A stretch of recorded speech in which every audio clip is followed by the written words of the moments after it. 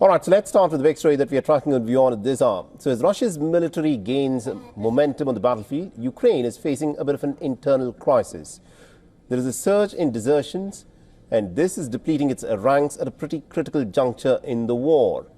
With manpower dwindling and morale sinking, Kiev, of course, risks losing its footing both on the battlefield and also in future ceasefire negotiations. Take a look at this report.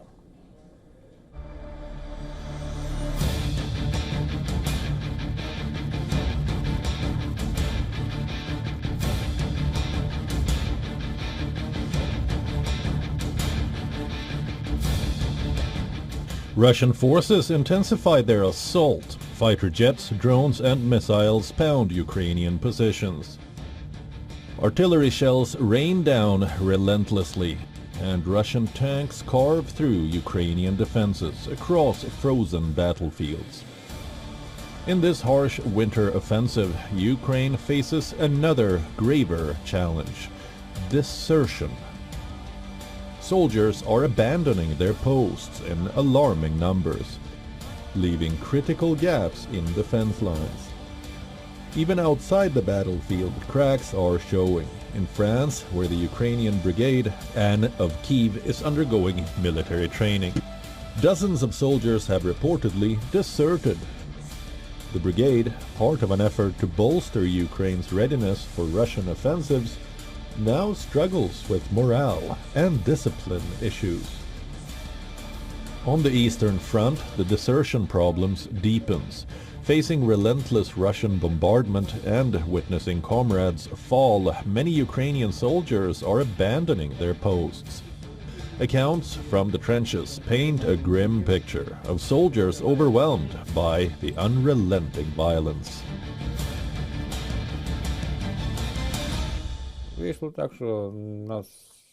happened that we were attacked. We were pulling back, and after that many of us didn't really want to return to the position. And the battalion commanders started gathering the ones left, and we didn't want to attack back. That was our trigger. We wanted to live. When you are on a position, engaged in fighting under constant shelling, it's not seen as you have a big concussion, so you're not taken to a hospital. Even just staying under constant shelling results in gradually damaged mental state. You go crazy step by step. You're all the time under stress, huge stress, and you don't control yourself anymore.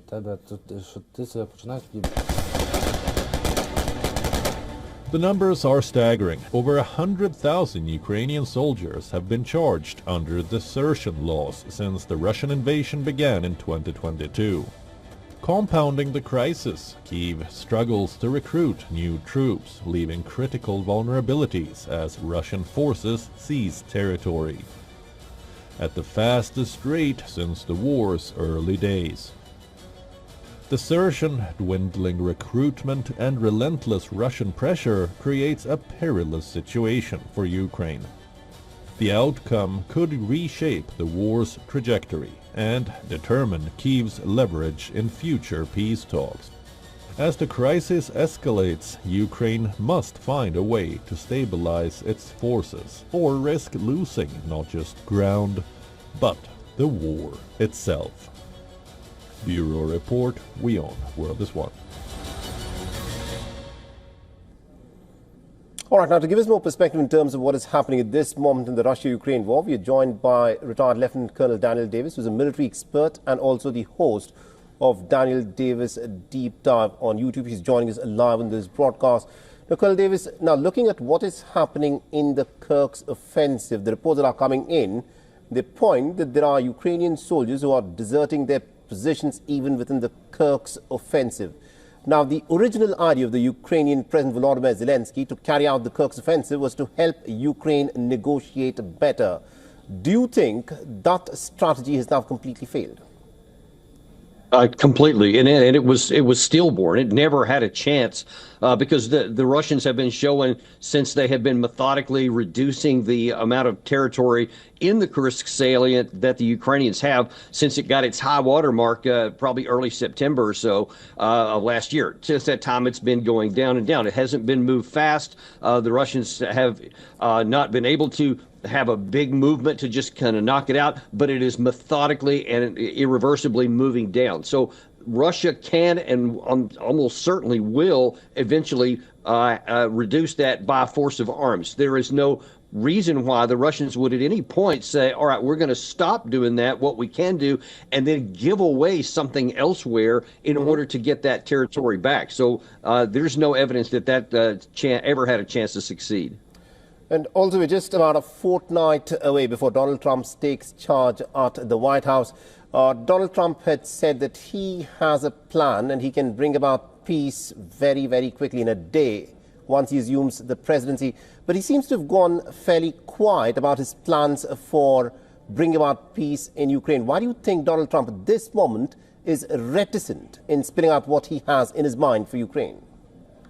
Well, I think that makes a lot of sense because you don't want to, publicly give away your negotiating strategy or let your opponent know what you are or are not willing to give or take in any given area. I'm sure that he's doing a lot of internal discussion. I know from some on his team that that's something they're working on right now. A big note overnight that the General Kellogg, his President Trump's envoy for the Russia-Ukraine war, canceled a trip that he had planned just within the next couple of days to go to Kiev and then to several European capitals to talk about different parts of the plan. That was canceled, which tells me that they're probably doing some more internal discussions about what they actually want to do or what they think is possible before they even send our emissary to our allies. So I think that President Trump is now very much aware of the real situation to go on the ground. He's, I think, now authorized to get intelligence reports as he's the incoming president. So he has a better visibility of it than he did during the campaign. And all those things are going into figuring out what he's going to do. Interesting. Thank you very much indeed, Colonel Davis, for joining us with those details there. Always my pleasure. For all the latest news, download the WION app and subscribe to our YouTube channel.